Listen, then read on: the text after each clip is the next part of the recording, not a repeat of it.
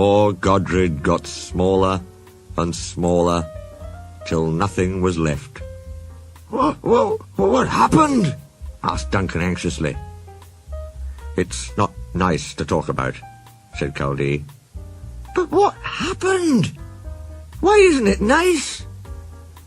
Our drivers used Godred's parts to mend us, answered Culdee mournfully. Sir Handel and Duncan were unusually silent, long after Culdee had gone home. Neither Skarloey nor Rheneas ever mentioned that Culdee had made the story up. What you just heard was the ending to Bad Lookout, one of, if not my favorite Railway series stories to ever exist. It's here we learn about Godred and his unfortunate accident. It's also here, however, that we deal with a topic that's a bit heavy for Thomas and Friends, and that is the topic of death.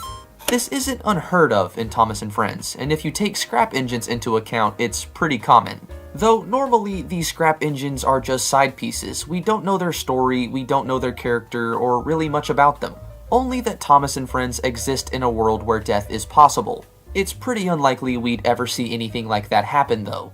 Then we get to the Railway series story Bad Lookout, which not only deals with death, but puts it on a silver platter for you to view. When Culdee tells the story of how Godred not only fell down a mountain, but was cannibalized for parts. The story itself is a bit more strange, however. The entire thing is told in great detail, like it's something that actually happened. But then at the end, it's claimed that this was all made up by Culdee. So which one is it? Did Godred actually fall off a mountain? Is the story just made up? Well, today, ladies and gentlemen, that's exactly what we're looking to answer. Did Culdee just make up the Godred story? Well, let's go ahead and get into it. Starting with why that ending tidbit was likely added in the first place.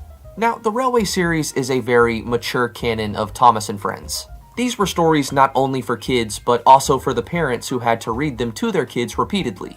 And for that reason, Audrey would do his best to add a bit more substance into every story, something that everyone could appreciate.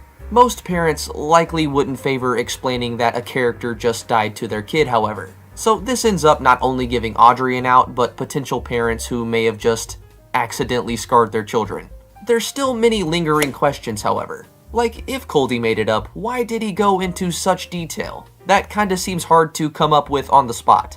And if this isn't what happened to Godred, then what did? Past this point, he is never referenced again in Mountain Engines. It's only natural to assume something happened, but we never get a direct answer on what exactly did.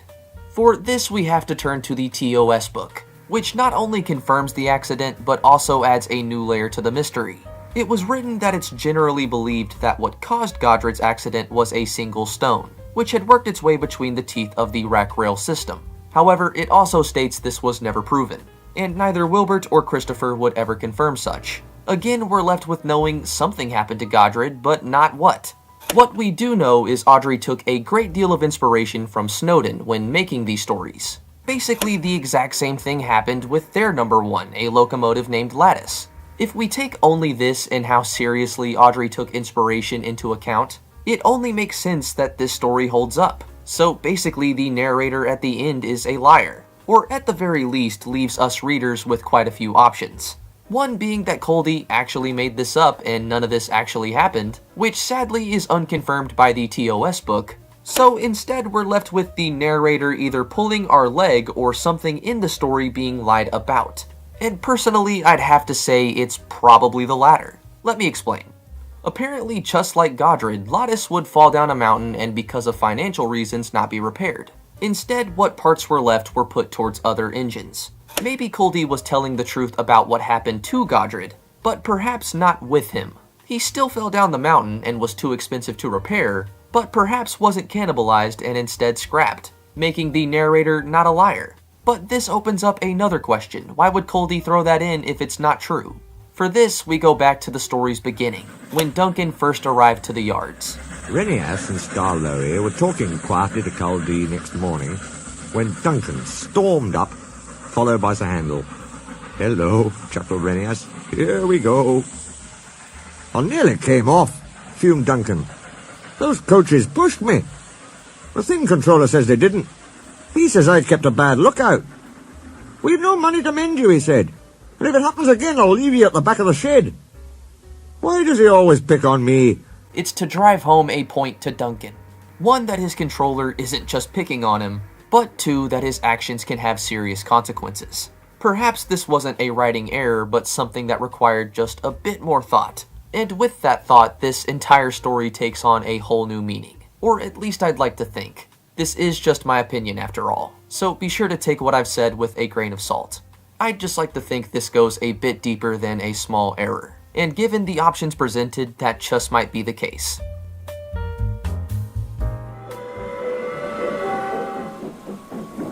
Killdane. To most people, just another station on the island of Sodor, and understandably so. Nothing in particular sticks out about this station, especially at a surface value. There may be particular events that happened in Killdane, for example the flying kipper accident, or when in James the Second Best, James went through a billboard face first, but these events alone don't help to make Killdane special. For that we'll have to go before the TV series, and look more into the RWS stories, as not only has Killdane been around since then, but also holds a little bit more history than what we're led to assume. A much darker history, and believe it or not, it all starts here, with Sodor's own version of Stonehenge, better known as the Standing Stones of Killdane.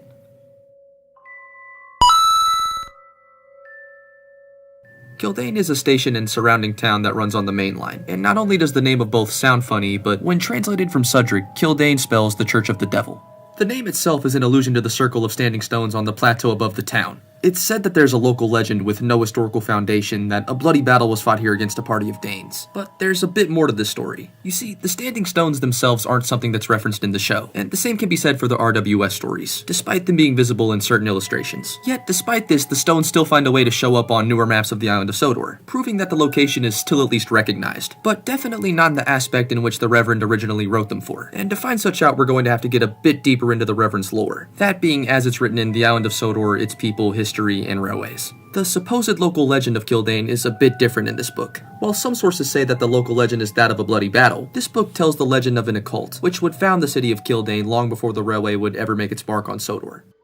It's said that the stones were the occult's place of worship, and that it's here where they would convene to worship the devil, again falling back into the original name of Killdane. As creepy as this is, the Reverend writes that, again, such is only a legend amongst the townfolk, and that nobody is really sure of the history that actually took place, or as to why the stones are even there in the first place. So all we're really left with is a giant question mark, at least in terms of this being canon. And since I found out about this, it's definitely been a question mark in my head as well, and to say my interests have been piqued is kind of an understatement. The RWS is known for its level of maturity, and as such has been one of the reasons in which I've always appreciated it. The Reverend definitely cared more about world building, and would do his best to make the stories themselves, at the very least, rooted in some sort of reality. Despite the engines having faces and talking, the railway in which he would write for them actually operated like a railway really would, and as such the stories are not only more believable, but relatable as well. There's a clear sense of actuality in what he's writing, and as such this makes this tidbit of information quite shocking. Truth be told, I didn't even know about it until recently, when I would come across an RWS iceberg on Twitter, and it's there I would get a lot of the information for this, as it was something that I and a lot of other people hadn't heard of before. Combined with the extreme title, Killdane Satanic Stones, I was all for it, and I had to find out more about this. But unfortunately, what I've already told you is the majority of what's out there. Aside from this, I can't find another reference to the stones, so really all we're left with is with the supposed legend, and no reference back to this has ever been made. So instead, such is tucked into this if you know you know category, and unfortunately nobody really knows. Not even the Reverend seemed to have a clear-cut answer, and maybe that was the point. The Reverend was a lot of things, but was always particular about his stories, whether it was the engines and the situations in which they caught themselves in, or down to the specific and particular ways in which the railway would run. To say it again, he cared about what he was writing, and as such I'm more inclined to think that this is something that he meant to do.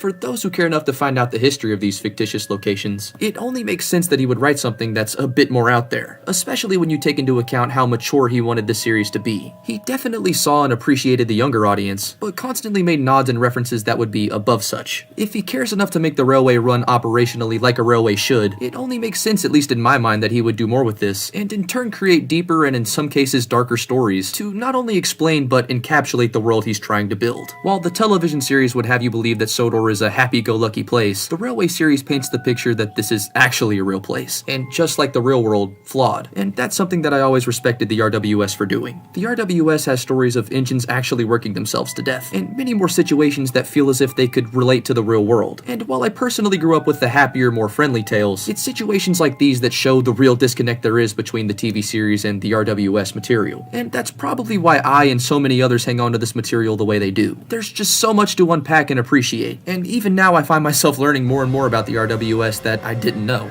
And that's something that I've really grown to appreciate and in some ways love about this series. There's always more to what meets the eye, and the RWS encapsulates such perfectly. While unfortunately the big question that I have can't be answered, that being is this serious or not, but now every time I see Killdane, and hopefully you guys too, there'll be a little bit more to appreciate. Or if you're a resident of Killdane, think about while you sleep.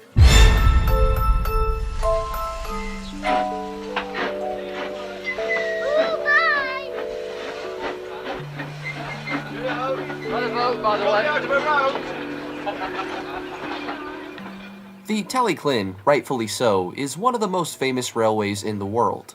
Not only being the first preserved railway to ever exist, but also largely inspiring the Skarloey Railway, with most of its engines being immortalized through such. If not straight up existing in the railway series, they definitely inspired the ongoing characters, like Tallyclin with Skarloey or Edward Thomas with Peter Sam. If you know anything about the Tallyclin, however, it's not just a steam railway. There is Midlander, who inspired Rusty. More recently, there's St. Cadfan and Traquin. You can't talk about the diesels of the Tallyclin without mentioning the leader of the pack, however. The engine who never rests, Alf. Now, Alf gains a lot of attention on the Tallyclin, and understandably so. It's definitely a strange locomotive, but one that has a charm to it. He even has his own fan base, which I am a part of, that's why I'm modeling him. It's Alf! Quick! Hello, Alf! Hey! In fact, the way most people even define Alf is through how well he performs. When referring to Alf, the three most common words that follow are "is running well." And since his arrival, he's proved a critical part in the Tallyclin workforce. With all of the excitement around him, it's only right Audrey would make him a character too. And to be fair, he did. We just, unfortunately, never saw it. If you read the title, you likely know I'm referring to Fred, an original Audrey character created in the Railway series, just one we would never really hear about, even though he does have a lot of created history. And there is a pretty simple reason for this. Sadly, there just wasn't enough time, as Audrey would pass in 1997, likely not long after Fred's creation. There simply and sadly wasn't enough time to make stories with him, and really flush him out like he did with the others. We sadly wouldn't even get an illustration of Fred. All we really know is he's inspired from Alf. So continuing, we'll use pictures of Alf. And with all of that being said, dive into what we do know about the character we never saw. Hopefully tapping into that vision Audrey clearly had, but sadly didn't have the chance to build on. So let's go ahead and jump straight into it, starting with the basis. Now, from what we can tell, Fred is pretty much just Alf. So he shares the 040 configuration, a max speed of 9 miles per hour, and just like Alf was made in 1950, both out of parts from other diesel engines. Now, since Fred was never illustrated, we don't know his exact livery, but it is assumed he shares the same one as Railway Series Rusty, a charcoal black with yellow lining. Very little is known of the personality of Fred, bar for the fact he's pretty lazy. We get this from Rusty when we find out Fred backed out of a yearly weed killer train, basically leaving Rusty with his job, but he did claim he was feeling ill. This also is literally the only mention of Fred in any story. So sadly, we kinda have to draw these conclusions ourselves. I personally relate him to Dennis, but thankfully we do know a bit more about his biography. Fred would come about in the 1980s, right after the Skarloey brought two worn-out Hunslet diesels from the National Coal Board. Fred was built using parts from both engines, a lot like Alf, and was put into service in 1989 as a secondary diesel to Rusty. That aside, however, he is exclusively on engineering and maintenance work. He is credited with being built by Ivo Hugh, however, at the Crovansgate Works. His only story appearance was in 1976 in Famous Engines, and his last appearance ever was in Sodor Reading Between the Lines in 2005. Even calling them appearances is kinda pushing it, they're more mentions.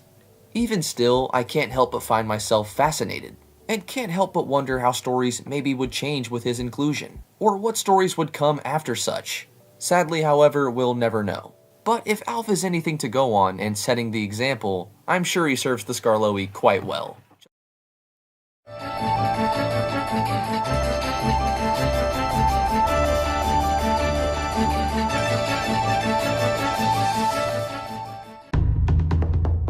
Did Rheneas the gallant old engine assassinate Archduke Franz Ferdinand, thus starting the First World War? And is this canon to the Railway series? Heir to the Austro-Hungarian throne, Archduke Franz Ferdinand was assassinated on June 28th of 1914, alongside his wife, allegedly by Bosnian Serb student Ranello Principalant. Ranello, often called Rheneas, was allegedly a part of 6 Bosnian assassins, with the political objective of freeing Bosnia of Austro-Hungarian rule. It was hoped that following the assassination, a Yugoslav state would instead be formed, as well as lower tax pay-ins and regulations on narrow-gauge locomotives. At 10:10 a.m. on June 28, 1914, a first assassination attempt had been carried out by other members of this group, which ultimately was unsuccessful. After finding this out, however, allegedly Rheneas thought about finding a position to assassinate the Archduke himself on his return journey, but would ultimately decide against this after finding a nice-looking sandwich shop instead. At this point, the first and second cars of the Archduke's convoy had accidentally separated, going the completely wrong way. And after a driver from the third vehicle announced this, he attempted to apply the brakes and put the car into reverse gear. This would instead stall the engine of the vehicle, which coincidentally was very close to where Rheneas was standing. The assassin stepped up to the footboard of the vehicle and shot Franz Ferdinand and his wife Sophie at point-blank range. Rheneas was immediately taken into custody, where he stated his plans were only ever to join this group for a potential t-shirt, as well as pled insanity after taking on a load of bad coal. While the courts did ultimately rule in his favor, the ramifications of such would start the First World War, with Rheneas' legal team doing great work to pin the entire situation on Fernando Lagiloco, another conspirator in the group, who took issues with the Archduke after allegations of name-stealing in a Rick Ross-type situation.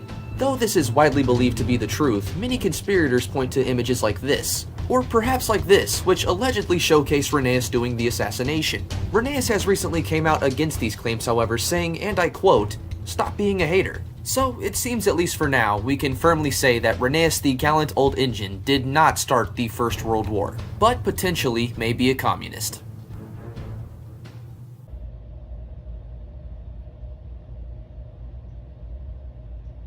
Enemy AC-130 above!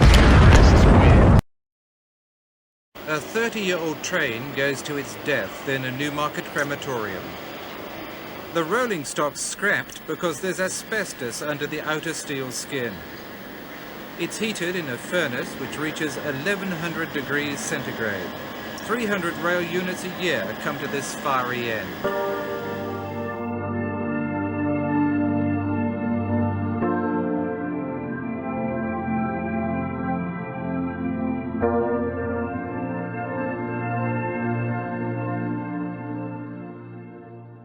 There's a question I'm sure you've had for a long time.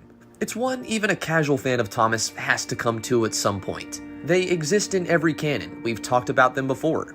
Scrap engines are everywhere in Thomas and Friends stories.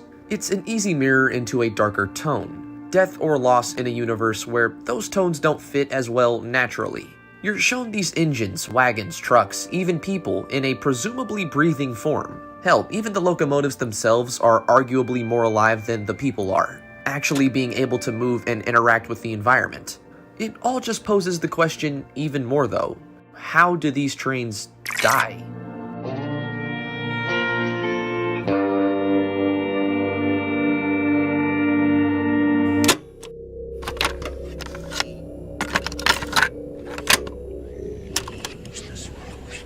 It's a silly question, and when you remember we're talking about Thomas the Tank Engine, that tone quickly drops again. That said, it's very much a fair one, and one that again is pretty much unavoidable. Just take a second to think about it. How many times have we seen a number of characters cheat death?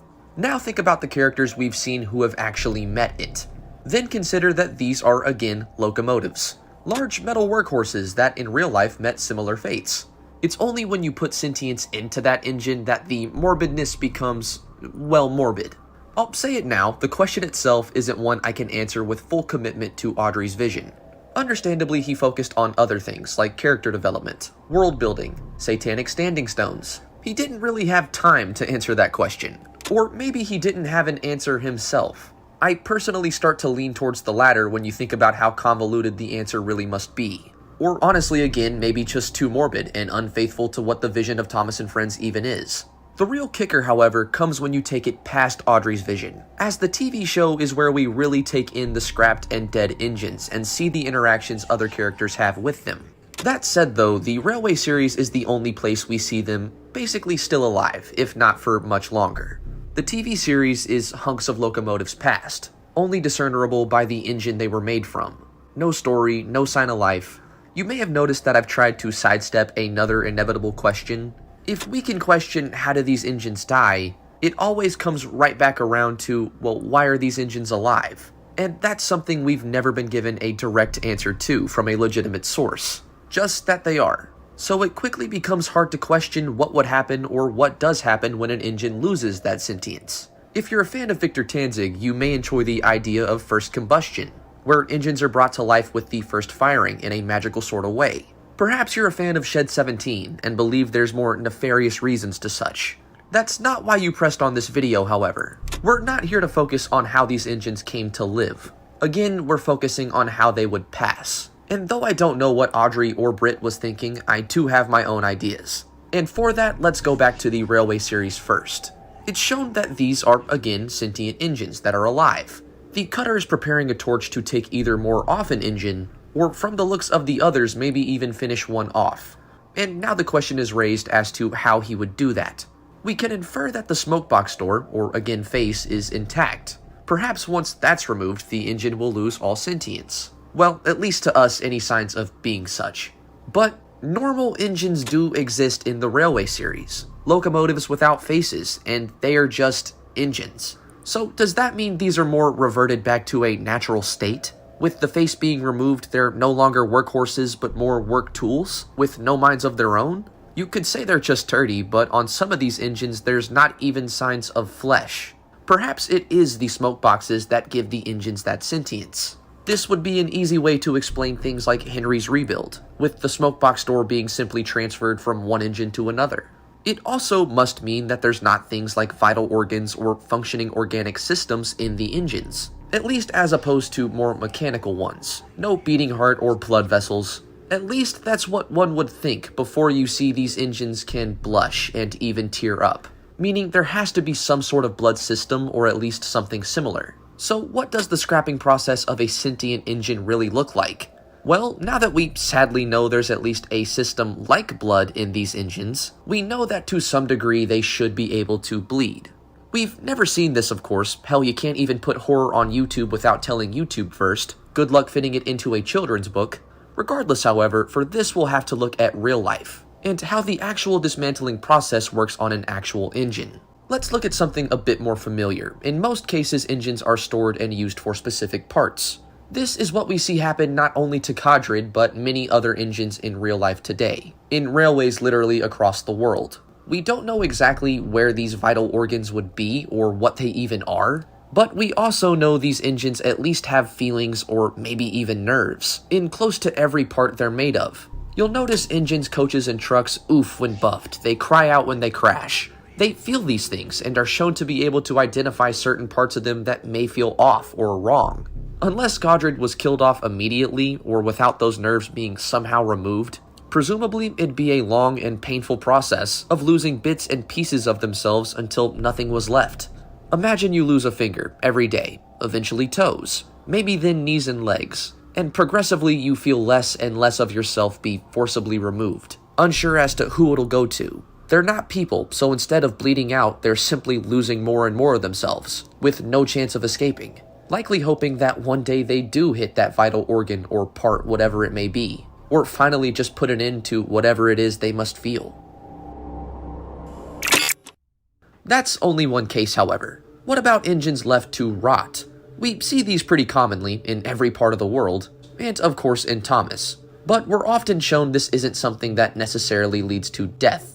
Almost always it's rediscovery, reuse, new character, and new merch. What about in the real world though? And truth be told, in all actuality, there's probably much more than 2 or so engines that were luckily found by Thomas just lost on Sodor. So what happens to these engines in real life? Well, they're left. They aren't cared for anymore, the metal is no longer kept. Their fireboxes no longer sparked or cleansed, and their boiler tubes never unclogged.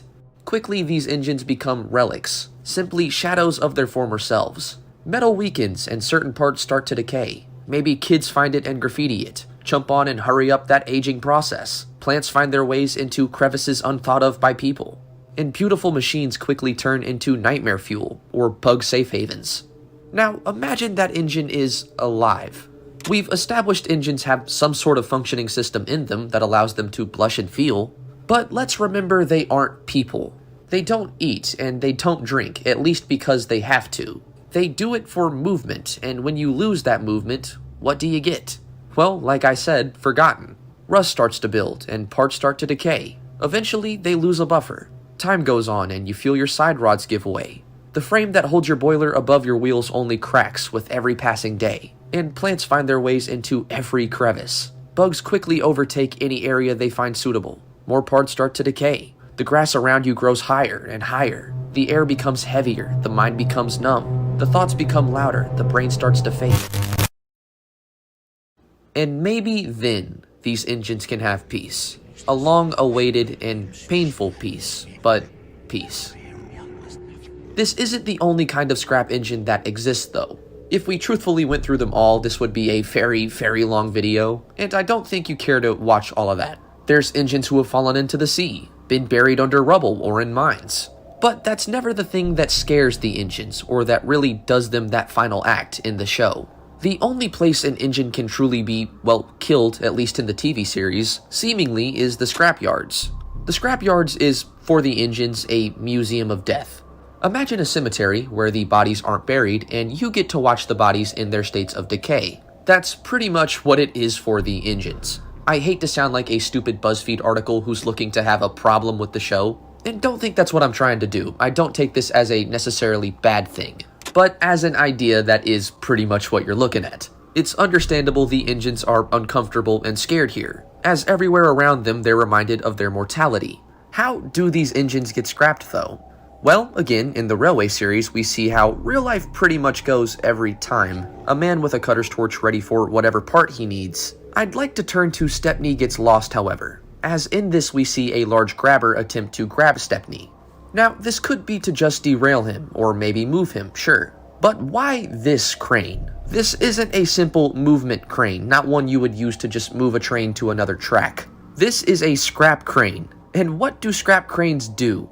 Well, to be fair, they do move things, but they also further add to the destruction of whatever they're picking up.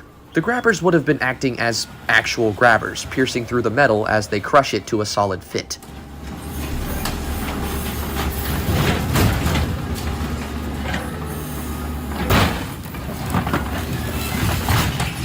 Take another look at this crane. This is what was about to pick up Stepney, and imagine a sentient engine in this same position. If Ari and Bert are to be believed, many have been before, but Stepney would have been crushed to death in an instant by a machine made of the same thing he is. Cold metal piercing through his tanks and boiler quickly. Any tube in that boiler quickly turned to silly string. Hard metal reduced to tinfoil. And honestly, I'd rather not imagine what comes out of the face, but it's hard to imagine any sign of life would be there. You know, this video was kinda just me rambling about spooky things on Halloween, but if anything, I hope the video answers the question as to why there maybe isn't an answer in any form of canon to this question. Death is something we all have to learn about, cope with, and deal with in life. Maybe we aren't meant to overthink it, and just know that these engines are alive, like us, and have to be careful should they ever find themselves in a perilous situation like us. Maybe it was just to bring in that extra bit of realism, since there's no shortage of scrapped locomotives in our world. Or maybe, just maybe, there's a little something more to this all.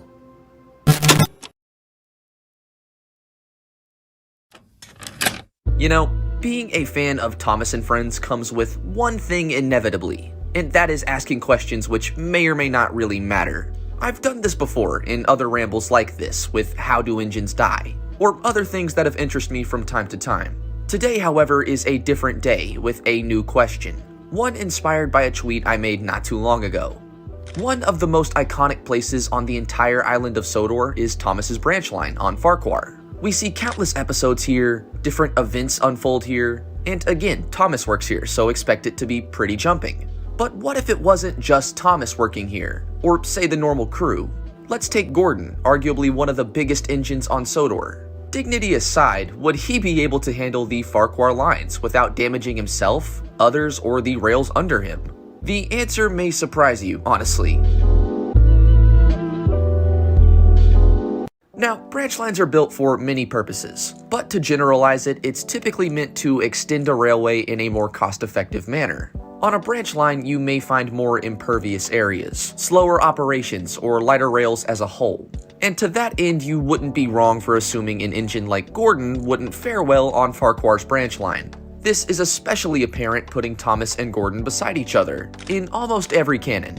Gordon is notably larger, fatter, he's a much bigger engine that visually weighs more than Thomas. That is in canon, however, and if you ask me, the models and illustrations oftentimes can play into hyperbole. For example, Thomas is always described as a cheeky small tank engine, Gordon the big engine. The props and illustrations do reflect this, as they're supposed to.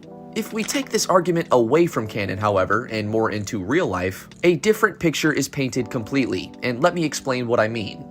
Thomas is an E2 tank engine, and if you know anything about E2s, they aren't small by any means. An E2 tank engine would typically come out to a weight of 52 long tons, and a length at about 33 feet. Now let's take a look at Gordon, who is technically a prototype of the A1A3 Pacific. Length and size-wise, as you'd expect, the E2 is beaten out, but not by as much as I initially expected. With a length of 70 feet 5 inches, of course helped by the tender, and a weight of 91.35 long tons, again helped by the tender. Still quite a difference, but if you ask me, I expected one that was quite a bit more. It does kinda stink though. Gordon could be immediately thrown off of this branch line just at the fact he has a method of traveling further. It seems like the tender is kinda screwing him in this regard. The argument doesn't stop here, however. Now I'd like to take a look at the times we actually see Gordon on Farquhar, or maybe just another branch line. I'm definitely missing something here, but there's two notable episodes this happens in. Down the mine and Gordon takes a tumble. Again, the latter not happening on Farquhar, but a branch line, so it works. Let's start with Down the Mine, it's a classic. We see Thomas ignore a danger sign and fall into a mine. This after making fun of Gordon and overall being a dipshit. Who else is sent to save Thomas other than Gordon, who we see not only take the branch line at some speed, but make it to the freaking mines. Now, I don't know about you guys, but this would be a very nerve-wracking experience for me, maybe everybody involved. You just accidentally sank in E2 into a mine shaft where there's almost certainly other mine shafts around, and have to use a Pacific to lift it out. Great call, Topham, real genius, just genius. But to be fair, we see this ends up just fine. Gordon ends up not falling into any mine himself, and also saving Thomas as well. So maybe the weight problem isn't as much to be worried about. But what about in Gordon Takes a Tumble? He literally takes a tumble, and on a branch line no less. That may be the case, but there's other factors at play here, which we have to remember. This branch line, the one that Gordon has a crash on, is not in the same state Farquhar probably would be. It's not as well taken care of, much more in a decrepit state. Gordon was unfortunately the engine to have an accident here, but it likely would have happened eventually anyway, at least if the rails were left in that state. Let's also remember that Gordon had a full consist traveling at a notable speed. Something like weak rails under that would inevitably cause a disaster. In terms of Farquhar, I'd argue, it's probably one of the more well taken care of lines on the entirety of the island. This is, again, where Thomas works. Keeping the rails there in a good state seems pretty essential. As I mentioned earlier, however, that wouldn't be the only issue Gordon would run into. What about tunnels or bridges? These things have weight and height limits. Gordon could easily not accommodate or destabilize these. Again, in the show, there's a very notable size difference to Gordon and Thomas, so this may not apply the best in that term. If we go back to real life, however, a different part of the puzzle is made. We've established that weight-wise, Gordon does take it no matter what. He has a tender, and again is quite a bit longer. I imagine on certain bridges he'd just have to take it slow or could not do it at all. I figured tunnels would be a similar story, but it turns out that's a bit more complicated. When it comes to height, an E2 tank engine typically came out to 12 feet 8 inches tall. Again, not a small engine. What about the A1s and A3s? Well, roughly 13 feet 1 inch, a matter of only 5 inches separating the two. We see Thomas pass under bridges, through tunnels, all of this with ease. And with this in mind, Gordon likely wouldn't have much of an issue either. It all would come down to circumstance or if the rail workers built the entire branch line to Thomas's standard exactly. And we know that's not necessarily true since Toby and Percy also work here, and something tells me the workers on Sodor are probably a bit more competent than that. Gordon may not be able to go as fast as he would on the main line, have issues at smaller bridges, and may not feel the most dignified doing it, but he very much is capable of not only being on Farquhar, but maybe even doing some very light work around it. Again, very light work. Topham, what were you thinking at that mine? Dude, such a bad idea. But hey, it worked more than I thought it would. And hopefully you guys found this video as interesting as it was to make. If you agree or maybe disagree, be sure to let me know in the comments. And really quick, remember guys, I'm kinda just rambling here. Please do not take anything I say and immediately apply it. If you have any other ideas, be sure to share them below, and let's add to the conversation as a whole, since at least to me, it's definitely been a fun one to think about. Even if I'm now probably on Gordon's shit list. Yeah, he's not gonna like that I even had this idea, honestly.